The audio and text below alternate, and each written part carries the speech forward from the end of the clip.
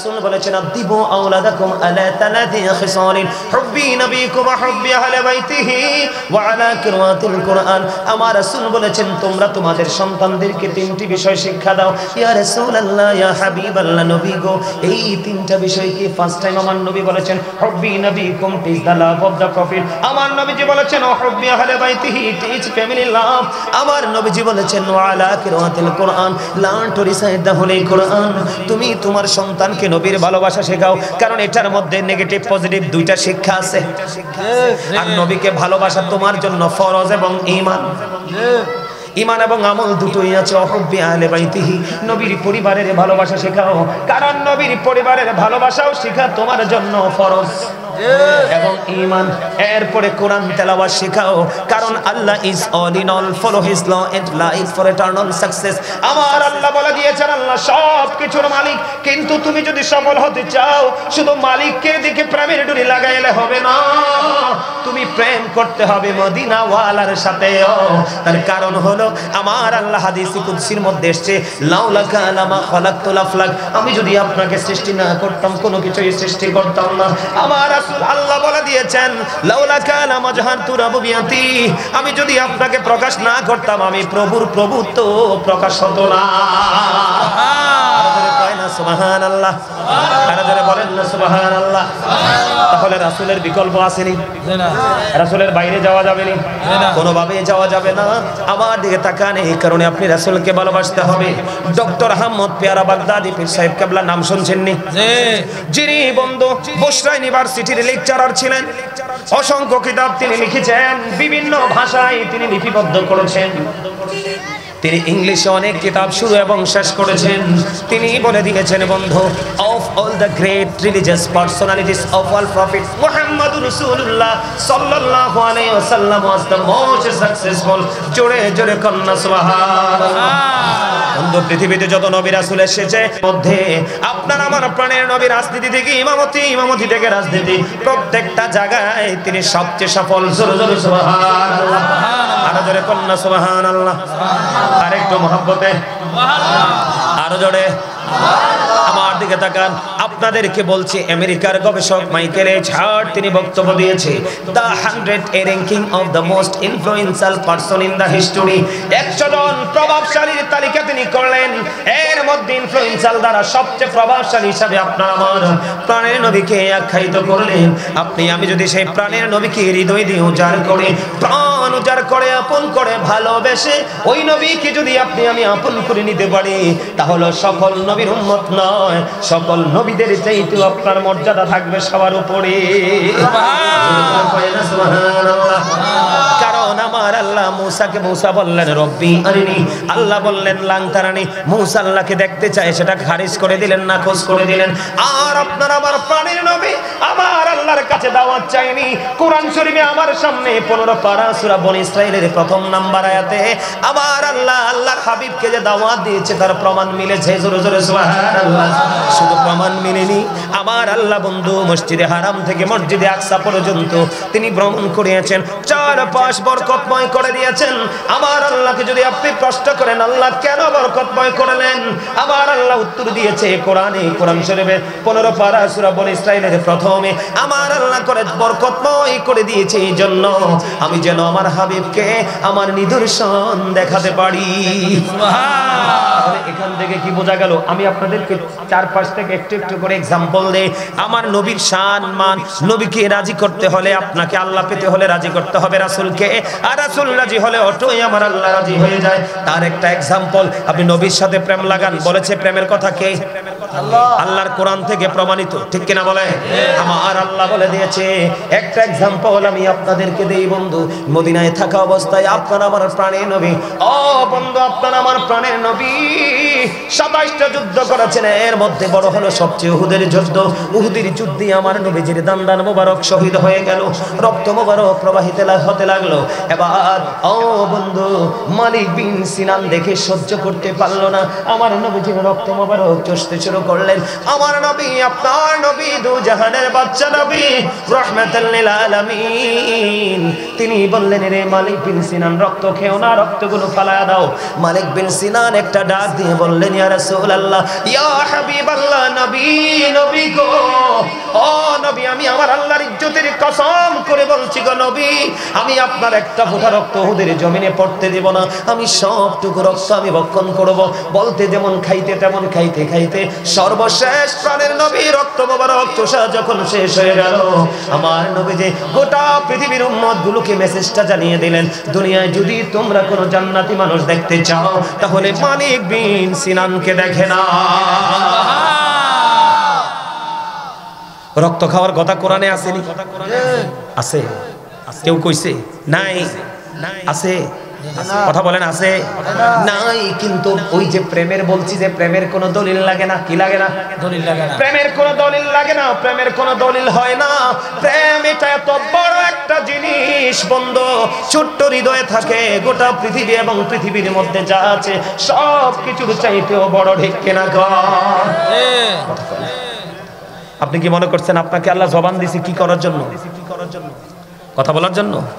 আরে খোদারে কই যাইতে? আল্লাহ কথা বলার জন্য দেয়নি। আল্লাহ রাব্বুল আলামিন বলেছেন remember me then I will remember you. Allah বলেছেন ফাযকুরুনি আযকুরুকুম। আল্লাহ বলেছেন তোমরা আমাকে স্মরণ করো আমি তোমাদেরকে স্মরণ করব। তাতে বোঝা যায় আল্লাহর জিকির করার জন্য আপনার জবান দিয়েছে। আর জোরে আল্লাহ আর বলেছেন কি বলবো? কথা বলে না কেন? বলেন জিকিরটা কেমনে করবেন? ইয়া আইয়ুহাল্লাযীনা আমানু যিকুরুল্লাহা যিকরান কাসীরা ওয়াসাব্বিহুহু বুকরাতাও ওয়াসীলা। আমার আল্লাহ ঈমানদারদেরকে ডেকে ডেকে বলেছেন ঈমানদারেরা তোমরা বেশি বেশি করে আল্লাহর জিকির করো, সকাল টু সন্ধ্যার পবিত্রতা ঘোষণা করো। হুজুর আমি কেমন করে করব? ফাযকুরুল্লাহা কিয়ামান দাঁড়িয়ে দাঁড়িয়ে জিকির করো, ও কুউদান বসে বসে জিকির করো, ওয়া আলা যুনুবিকুম শুয়ে শুয়ে জিকির করো। জোরে জোরে সুবহান। তাহলে জিকির বেশি বেশি করতে হবে, কোনো কন্ডিশন নাই। দাঁড়ায়া থাকলে দাঁড়ায়া, বৈশা থাকলে বৈশা, শুইয়া থাকলে শুইয়া, ঠিক কিনা বলা? কারণ হলো বন্ধু জিকির হলো ইমানদারের জন্য ফরজ। কথা কয় না? জিকির কি ইমানদারের জন্য ফরজ। যারা জিকির করে তারা জিন্দা, যারা জিকির করে না তারা মুর্দা। যারা জিকির করে তারা জাকের, যারা জিকির করে না তারা গাফেল।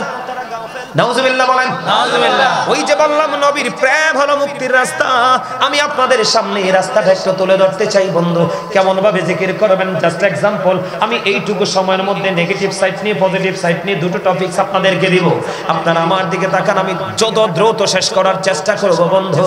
আমার নবীজি বললেন তোমরা জিকির করার সময় এমন ভাবে জিকির করো মানুষ দেখলে যেন তোমাদেরকে পাগল বলে। কি বলে? পাগল বলে। কি বলে? পাগল বলে। আমার নবীজি আরো বলেছেন, আপনারা দেখেন আমি কথা বলার সময় একটু থুতু এসে আমার হাতে পড়ে রাখেন।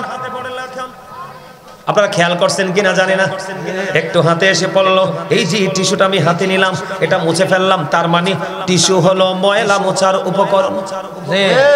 এক্সাম্পল কি? এই মুহূর্তে মুছে ফেলে দিলাম, শিখে রাখেন ফেলেছে কিনা। যদি এখন এই মাইক্রোফোন গুলো অনেক স্মার্ট, যদি খেত হতো আমি আগে একবার টিস্যু দিয়ে এগুলোকে একটু মুছে নিতাম। বলে হুজুর এইটা বলার কারণ কি? নবীজি বললেন পৃথিবীর বুকে ময়লা পরিষ্কার করার কোনো না কোনো উপকরণ আছে।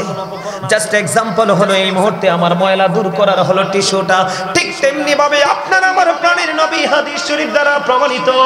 আমার নবীজি বলছে উম্মত তোমাদের কলিজার মধ্যে ময়লা জমেছে, টেনশন করো না, মালিকের জিকির করতে থাকো। ওই জিকির তোমার মনের ময়লাগুলো চিরতরে ধুয়ে পরিষ্কার করে দিবে। সুবহানাল্লাহ। কিন্তু আপনি যে মাওলার জিকির করবেন, ওই জিকির করার আগে আপনি আপনার প্রাণের নবীর জিকির করতে হবে। তার কারণ নবীর জিকির করলে ওটা আল্লাহর জিকির হয়ে যায়। নবীর জিকির শব্দটা কি জানেননি? জিকির হলো আরবি শব্দ, বাংলাতে বলা হয় স্মরণ করা, আর ইংলিশ এটাকে বলা হয় রিমেম্বার। কথা কি বুঝে আসে আপনাদের? এবার আসেন মজার হাদিস আমি আপনাদেরকে শোনাই। হযরত আবু হুরায়রা রাদিয়াল্লাহু তাআলা আনহু থেকে হাদিস খানা বর্ণিত। আমি আপনাদেরকে বলছি আজকে বাঁচার জন্য আসছি, বাঁচানোর জন্য আসছি। হযরত আবু হুরায়রা রাদিয়াল্লাহু তাআলা আনহু থেকে হাদিস খানা বর্ণিত। ও বন্ধু, আমার নবী, আপনার নবী, দো জাহানের বাদশা নবী, ইমামুল মুরসালিন রাহমাতাল লিল আলামিন, প্রাণের নবী, তিনি বলে দিয়েছেন ওই লাল সাদা টুপি, তোমার মনে এত কথা থেকে আসে আরেকটা টুপি ছাড়া, একটা লাল সাদা টুপিওয়ালা সোক্কা এখন কিন্তু দাঁড় করামু আমি। এই দুইটারে ডিস্টার্ব আমি দেখতে পাইতেছি। এখানে তো তোমরা আরামে বসছো, তোমরা কি শয়তানি চুলকায় নাকি? এই যে দেখো এখানে কত ছেলেরা কত অনেস্ট, দাঁড়ায় দাঁড়ায় আলোচনা শুনে, একটার জবানে কোনো কথা নাই। তোমরা দুজনের মধ্যে প্রেমের আলাপ থাকলে বাড়ি গিয়ে করবা, অথবা আমি চলে গেলে বা গেফে করে ফেলবা। কিন্তু এখানে যদি বলো, আবারও বলছি, আমি হাদিস বলতেছি আর তুমি কথা বলো, এটা বেয়াদবি ছাড়া কিছুই নয়। কারণ জবান আমার, আমাকে তুমি পছন্দ নাই করতে পারো, কিন্তু বক্তব্য তো আমার না, বক্তব্য প্রাণের নবী, দো জাহানের বাদশা। কথা কয় না কেন? আরো জোরে। মজার জিনিস দেখেন, আমি আপনাদেরকে বাঁচার যে রাস্তাটা, আমার নবীজি বলেছে, বান্দা আল্লাহকে যেমন মনে করে ঠিক আল্লাহর বান্দার কাছে বান্দা ঠিক তেমন, অথবা বান্দার কাছে আল্লাহ ঠিক। আপনি যেমন মনে করবেন আল্লাহকে, ঠিক আল্লাহ আপনার সাথে তেমন ব্যবহার করবে। বলে হুজুর প্রমাণ চাই, এক্সাম্পল দেন। আপনার আমার প্রাণে নবী বলেছে, আপনারা যারা আজকে এসেছেন বন্ধু, আমি আপনাদেরকে বড় বেরি লাকি আপনারা। বলে হুজুর কেন কেন কেন? যুবক ভাইরা তোমরা শোনো, দুনিয়ার কাজের ফাঁকে ফাঁকে তোমরা আল্লাহ রাসূলের গোলামি করবে, তাহলে তোমরা হবে দুনিয়া এবং আখিরাতে ভেরি ইন্টেলিজেন্ট পারসন। কথা বলে না কেন? তুমি ঘুমের সময় ঘুমাবে, খাওয়ার সময় খাবে, খেলার সময় খেলবে, বন্ধুদের সাথে আড্ডা দেওয়ার সময় আড্ডা দেবে, কিন্তু দৈনিক বেশি না পারলে 5 ওয়াক্ত নামাজ পড়তে বেশি সময় লাগে না। তুমি গেফে একটু করে নেবে, আমার আল্লাহর কাছে, দুনিয়ার কাছে তুমি দুবাই জাহানে প্রিয় হয়ে যাবে। জোরে জোরে সুবহানাল্লাহ। তার এক্সাম্পল আমার নবী বলেছেন। এই হাদিসটা অনেক লম্বা। শুরুটা হলো নবীজি বলছেন, আল্লাহ বান্দা আল্লাহকে যেমন মনে করে আল্লাহ ঠিক বান্দার কাছে তেমন। বলে হুজুর কেমন? আমার আল্লাহ রাসূল জানিয়েছে, কেউ যদি জিকির করতে করতে আল্লাহর দিকে 1 বিঘা পরিমাণে এগিয়ে আসে, আমার আল্লাহ বলেছে, হাবিব আপনি জানিয়ে দেন, আমি আল্লাহ আমার ওই বান্দার দিকে 1 গজ জায়গায় আসি। সুবহান। আরে বুখারী শরীফের হাদিস, হাদিসের রাবি হলো আবু হুরায়রা। কি মজা দেখেন।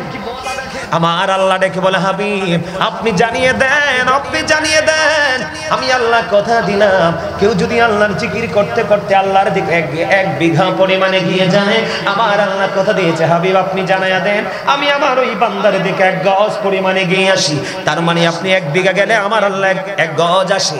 এবার আমার নবীজিকে আমার আল্লাহ বললেন, নবীজি হাদিস শরীফ দ্বারা জানিয়ে দিলেন, ও পৃথিবীর উম্মত, ও বন্ধু, ওই জায়গার নাম কি? আলিপুর। কথা কয় না কেন? আলিপুর পড়বো পাড়া। ও আমার যুবক বন্ধু, আমার ভাই, আমার বাবা, আমি আমার মা, আমি আমার বোনদেরকে ডেকে ডেকে বলবো, এই হাদিস সবার জন্য প্রযোজ্য। প্রাপ্তবয়স্ক যারা 7 থেকে 10 বছর পর থেকে বন্ধু, সবার জন্য প্রযোজ্য।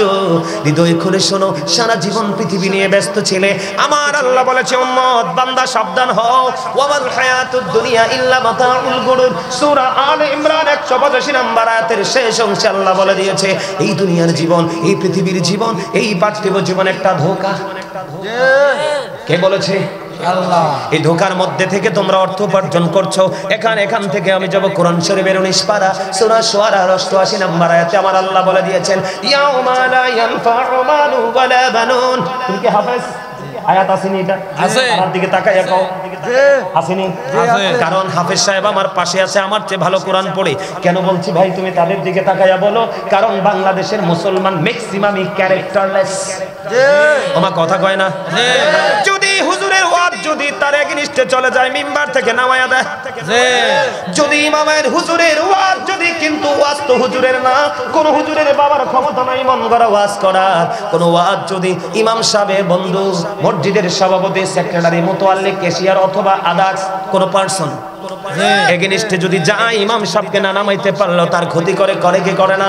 এই জন্য বলেছি তোমার নাম কি? আব্দুল মান্নান আমার ছোট ভাই অত্যন্ত মিষ্টি খুব প্রাণ করে জিকির করেছে, এই জন্য তাকে পেয়ে খুশি হলাম, তাকে আমি সাপোর্টার হিসাবে নিলাম। এই কারণে আমার আল্লাহ বলেছে তুমি ধোকার মধ্যে পড়ে টাকা পয়সা বাড়ি গাড়ি ধন দৌলত বানাচ্ছ সন্তানের জন্য। একটা মানুষের জীবনে সবচেয়ে বড় সম্পদ হলো তার সন্তান। আমার আল্লাহ কোরআন শরীফের 19 পারা সূরা শুআরার 88 নম্বর আয়াতে বলে দিয়েছেন ইয়াউমা লা ইয়ানফাউ মালু ওয়ালা বানুন। আমার আল্লাহ বলে দিয়েছে আপনার ধন সম্পদ সন্তান সন্ততি ওই ফিউচারে একটাও কাজে লাগবে না। তাহলে একদিকে ধোকার মধ্যে আরেকদিকে সবকিছু অকিছু হয়ে যাবে। এই জন্য বলেছি জীবন ভর দুনিয়ার কাজ করেছেন, এখন থেকে নিজের ওপারের বাজার করেন। বাজারটা হলো জিকির, ইমানের পরে তাকওয়া, তাকওয়ার পরে হলো জিকির। বন্ধু আমার আপনার প্রাণের নবী বলেছেন কেউ যদি 1 বিঘা পরিমাণ জিকির করতে করতে আল্লাহর দিকে যায়, আমার আল্লাহ তার দিকে 1 গজ পরিমাণ আগায় আসে। আমার আল্লাহ বলে হাবিব আপনি জানিয়ে দেন কেউ যদি জিকির করতে করতে আল্লাহর দিকে 1 হাত পরিমাণ এগিয়ে যায়, আমার আল্লাহ বলেছে হাবিব আপনি জানিয়ে দেন আমি আমার ওই বান্দার দিকে 2 হাত পরিমাণ এগিয়ে আসি। এই যে দেখেন পিছনের দিক দিয়ে আমার 2-3টা ভাই এখন এসে বসলো, এই যে তারা হেঁটে হেঁটে আসলো, আমি দেখলাম ওই কর্নার দিয়ে হেঁটে হেঁটে এসে জান্নাতের বাগানে বসলো। ওইটা নিয়ে আমার নবীজি ওয়াজ করেছে বুখারী শরীফের মধ্যে হাদিসখানা। আমার নবীজি বলেছেন আমার আল্লাহ বলেছে হাবিব আপনি জানিয়ে দেন কেউ যদি জিকির করার জন্য হেঁটে হেঁটে আল্লাহর দিকে আসে রে, আমার আল্লাহ বলেছে হাবিব আপনি জানিয়ে দেন আমি আল্লাহ আমার ওই বান্দার দিকে দৌড়ে ছুটে আসি। সুবহানাল্লাহ। এবার আমার নবীজিকে আমার আল্লাহ জানিয়ে দিলেন হাবিব যেই কোনো কন্ডিশনে আপনি আল্লাহকে ডাকেন, আপনি আল্লাহ আপনাকে ডাকে। তার এক্সাম্পল বসেছি আমরা দুনিয়ার একটা নরমাল পরিবেশে, যদিও জান্নাতের বাগান। আমার আল্লাহ বলেছে হাবিব আপনি জানিয়ে দেন আমি তাদের জন্য কি বরাদ্দ রেখেছি নিয়ামত। কেউ যদি পৃথিবীর বুকে নরমাল জলসায় বসে মাওলার জিকির করে, আমার আল্লাহ বলে দিয়েছে হাবিব আপনি জানিয়ে দেন তার চাইতে উচ্চম জলসায় আমি তার জিকির করি। সুবহানাল্লাহ। আর জোরে কন্না সুবহানাল্লাহ। তাহলে এটা নবীজি বাঁচার রাস্তা দেখাইলো কিনা? আর জোরে কন্না। আল্লাহ যদি কোনো মানুষের এত কাছে থাকে, এখন আপনাকে যদি কেউ প্রশ্ন করে অথবা দাঁড়িয়ে থাকা ভাইদেরকে যদি কেউ প্রশ্ন করে তুমি বলো তোমার আল্লাহ কি করে, তুমি যদি হৃদয় থেকে ভালোবেসে আল্লাহর জিকির করে থাকো, জিকির মানে হলো স্মরণ। তুমি যদি জিকির করে থাকো, তোমাকে যদি কেউ প্রশ্ন করে বলো তো আল্লাহ কি করে, তুমি বলে দিবা আমার আল্লাহ এখন আমার জিকির করে। কারণ আল্লাহ বলেছেন ফাদকুরুনি আযকুরুকুম। জোরে জোরে কন্না সুবহানাল্লাহ। এবার আমি আপনাদেরকে বলে দেই যে হুজুর জিকিরটা কি বলে। সুবহানাল্লাহ বলা জিকির, আলহামদুলিল্লাহ বলা জিকির, আল্লাহু আকবার বলা জিকির, লা ইলাহা ইল্লাল্লাহ বলা জিকির। কাউকে ভালো কাজের জন্য ডাকা এটাও জিকির, কাউকে মন্দ কাজ থেকে থামিয়ে দেওয়া এটাও জিকির, নামাজ দাঁড়িয়েছো ওটাও জিকির, হজে গেছো ওটাও জিকির। হজ হলো জিকিরের জুলুস, কারণ বিভিন্ন জায়গা পরিদর্শন করতে হয়। নামাজ হলো জিকিরের জলসা, কারণ একই জায়গা দাঁড়িয়ে বসে সম্পূর্ণ করতে হয়। ও বন্ধু আজকের জলসা জিকিরের জলসা, এর মধ্যে এক্সাম্পল সবচেয়ে বড় জিকির হলো বন্ধু নামাজ। কি নামাজ? আজকের ছেলেরা নবীকে ভালোবাসে না, রাসূলকে ভালোবাসে না, আলেমদের সাথে প্রেম নাই, এই কারণে তার নামাজ নাই। নামাজ না থাকার কারণে তার চারিত্রিক উন্নতিও নাই, কন্টিনিউ অবনতির দিকেই যায়। কথা কয় না? সূরা আনকাবুতের মধ্যে আমার আল্লাহ বলে দিয়েছেন ইন্নাস সালাতা তানহা আনিল ফাহশাই ওয়াল মুনকার। নামাজ মানুষকে খারাপ কাজ থেকে বাঁচিয়ে রাখে। তুমি তো নামাজ পড়োনি, তুমি বেঈমানকে ফলো করো। কথা কয় না কেন? কাকে ফলো করে? কথা বলে না। কাকে ফলো করে? বেঈমানকে তুমি ফলো করো। আমি এক্সাম্পল দেই যুবক, আমার নবীজি বলেছে কারো বাড়ির আঙ্গিনায় যদি একটা পুকুর বা খাল বা নদী বা জলাশয় যেটাই থাকে, একটা মানুষ যদি দৈনিক 5 বার গোসল করে তার শরীরে কোনো গন্ধ থাকে না, ঠিক তেমনি ভাবে একটা উম্মত যখন 5 ওয়াক্ত নামাজ পড়বে, পোশাকের পবিত্রতা, দেহের পবিত্রতা, আত্মার পবিত্রতা এবং একনিষ্ঠতার সাথে যখন তুমি নামাজ এবং জিকির চালিয়ে দিবে দৈনিক 5 বার, তোমার গুনাহগুলি আমার আল্লাহ মাফ করে দিবে। সুবহানাল্লাহ। আর জোরে বলেন না সুবহানাল্লাহ। শুধু এখানে একান্ত নয়। আপনাদের আলিপুরের গাছের পাতা ঝরা শুরু হয়েছে কিনা? কথা কয় না কেন? ঝরা শুরু হয়েছে তো। বলে হুজুর কেন আসলেন? হযরতে আবু যর রাদিয়াল্লাহু তাআলা আনহু থেকে হাদিস কানা বর্ণিত, আমার নবী আপনার নবী তো জাহানের বাদশা নবী শীতের দিনে বের হলেন। বের হওয়ার পরে দেখলেন গাছের পাতা ঝরে ঝরে পড়ছে। নবীজি গাছের ঢাল ধরলেন, ধরার পরে ডাক দিলেন আবু যর। আবু যর উত্তর দিলেন লাব্বাইকা ইয়া রাসূলুল্লাহ। আমার নবীজি বললেন রে আবু যর, তুমি চাইয়া দেখো শীতের কারণে শুষ্ক হয়ে গাছের পাতাগুলো ঝরে ঝরে পড়ে। আমার কোন উম্মত, আল্লাহর কোন বান্দা নামাজ নামক জিকিরের মাধ্যমে একাগ্র চিত্তে যখন তার কপালটা আল্লাহর কুদরতি কদমে লাগায়া দিবে, ঠিক ওই শীতের দিনের গাছের পাতার মতো সমস্ত জীবনের গুনাহগুলি আমার আল্লাহ মাফ করে দিবে। আর যদি তুমি নামাজ ইচ্ছে করে ছেড়ে দাও, কোনো অজুহাত ছাড়া যদি তুমি নামাজ ছেড়ে দাও, বন্ধু নামাজ পড়তে কোনো অজুহাত লাগে না, শুধু মানসিকতার প্রয়োজন। কথা বলে না কেন? আমি আরেকটা एग्जांपल দেই তোমাদেরকে। মূসা নবীর দরবারে একদিন এক ব্যভিচারিণী মহিলা আসলো। যেই মহিলাটা ব্যভিচার করলো, এই ব্যভিচারের মাধ্যমে তার গর্ভে সন্তান চলে আসলো। এই মহিলার গর্ভের সন্তানটা পেটের মধ্যে এটাকে নিপাত করতে পারে নাই, সন্তান পৃথিবীর বুকে আসলো। আসার পরে সে ব্যভিচারের জন্য তওবা করলো। সন্তান পৃথিবীতে আসার পরে নিজেই গলা টিপে হত্যা করে ফেললো। হত্যা করার পরে আল্লাহর দরবারে তওবা করলো। তওবা করে মূসা কালিমুল্লাহর দরবারে যখন গেল, মূসা কালিমুল্লাহকে প্রশ্ন করলো, গো আল্লাহর নবী মূসা, আপনি তো কালিমুল্লাহ, আপনি আল্লাহর সাথে কথা বলেছেন, জোরে জোরে কন্না সুবহানাল্লাহ। আপনি আল্লাহর সাথে কথা বলেছেন, আপনি তো কালিমুল্লাহ। ও মূসা, আপনি বলে দেন আমি ব্যভিচার করেছি, তওবা করেছি, এই ব্যভিচারের মাধ্যমে সন্তান এসেছে, এটাকে প্রসব করে আমি নিজের হাতে হত্যা করে মেরে ফেলেছি। ও মূসা, আপনি বলে দেন আমার এই অপরাধ গুনাহ ক্ষমা মাফ করবে কিনা আমার আল্লাহ? এবার মূসা কালিমুল্লাহ সঙ্গে সঙ্গে মহিলাটাকে এখান থেকে বিতাড়িত করে দিল। যাও যাও যাও, আইসা গেট আউট, এখান থেকে বের হয়ে যাও। বের করে দিতে দেরি, বন্ধু জিব্রাইল চলে আসলো। আল্লাহ রাব্বুল আলামিন পাঠালেন, জিব্রাইল যাও যাও মূসার কাছে চলে যাও। এবার মূসা কালিমুল্লাহর কাছে জিব্রাইল এসে বললেন, ও নবী, নবী গো, আল্লাহ জানতে চায়। আপনারা বলেন আল্লাহ জানে কি জানে না? আল্লাহর কাছে কোনো কিছু গোপন আসেনি। তারপরে আল্লাহ জানতে চেয়েছেন, কারণ আল্লাহ যদি জানতে না চাইতো এই আলোচনা আমরা জানতাম না, আর আমরা যদি না জানতাম তাহলে শিক্ষা অর্জন করতে পারতাম না। এবার মূসাকে বললেন, তাড়িয়ে দিলেন কেন? এটা অনেক বড় জঘন্য পাপী, এই জন্য আমি তাড়িয়ে দিয়েছি। এবার জিবরাইল ডেকে ডেকে বলে, ওগো নবী মূসা, আপনি জানেন আমার আল্লাহ খবর জানিয়ে দিয়েছে, যেই ব্যভিচারিণী তওবা করে নেওয়াল মহিলার চাইতে নিকৃষ্ট হলো যে ইচ্ছে করে নামাজ ছেড়ে দেয়।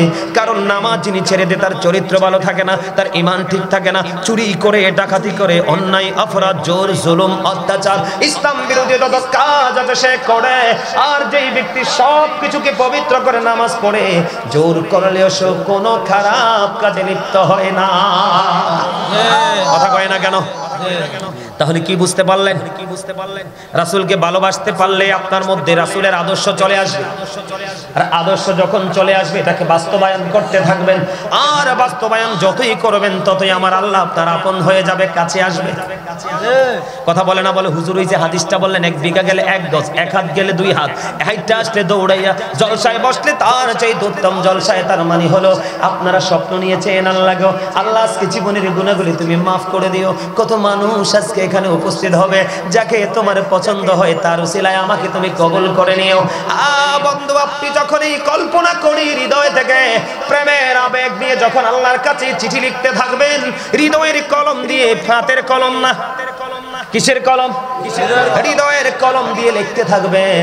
আপনি লিখতে থাকবেন, আপনি শব্দ দেখতে দেখতে দেখবেন আল্লাহ আপন হয়ে গেছে। হুজুর তার एग्जांपल কি? আপনি एग्जांपल হলো এই প্র্যাকটিক্যালি एग्जांपल হলো আপনার আত্মার মধ্যে আসবে প্রশান্তি, চোখ দিয়ে চলে আসবে পানি। ও বন্ধু, নেক্সট ডে প্রতিদিন এরপর থেকে আপনি অন্যরা যেটা পারেন আপনি সেটা করতে পারবেন। অন্য মানুষ দোয়া করছে, আল্লাহ দোয়া কবুল করে না। আপনি ডাকটা দিতে দেরি, আমার আল্লাহ ডাক শুনতে দেরি করবে না। কারণ আল্লাহ যাদের আপন হয়ে যায় তাদের হাত হয়ে যায় আল্লাহর কুদরতি হাত, চোখ হয়ে যায় আল্লাহর কুদরতি চোখ, কান হয়ে যায় আল্লাহর কুদরতি কান, পা হয়ে যায় আল্লাহর কুদরতি পা। সব তার আল্লাহ প্রদত্ত নূরের জ্যোতিতে বিরাজ করে। চাইতে দেরি আসতে দেরি হয় না। সুবহানাল্লাহ। আর আমাদের যুবকরা, এটা শুধু আপনাদের আলিপুর না, সারা বাংলাদেশের যুবক নষ্ট হয়ে গেছে। বলে হুজুর ভালো কি নাই, ভালো আছে, তবে ম্যাক্সিমামই নষ্ট, ম্যাক্সিমামই দুষ্ট, ম্যাক্সিমামই পথভ্রষ্ট। বলে হুজুর কেন গো? এখন কিন্তু আমরার ছেলেরা ইসলামের রং লাগায় না। রং লাগায় কিসের? বেঈমানদের। কার? বেঈমানদের। কথা কয় না কেন? আরো জোরে। আমার চুলগুলো ছোট কিনা দেখেন তো পিছন দিয়া, ছোট কিনা? গত পরশুদিন সেলুনে গেছি, যাওয়ার পরে চাইয়া দেখলাম সব বেঈমান কাফেরের ছবি, এখান থেকে ডিজাইন চুজ করো। নাউজুবিল্লাহ কয় না? এগুলা কি ইমানদার না বেঈমান? বেঈমান। আরো জোরে। ও বেঈমান সম্পর্কে আল্লাহ ওয়াজ করতেছে, উইদ্দাত লিল কাফিরিন, বেঈমানদের জন্য বরাদ্দ হলো জাহান্নাম। আল্লাহ রাব্বুল আলামিন বলেছে you have to go to hell, তোমাদেরকে চলে যেতে হবে জাহান্নামে। ওরা কারা? ওরা বেঈমান, অনন্তকাল জাহান্নামে থাকবে, তাদের কোনো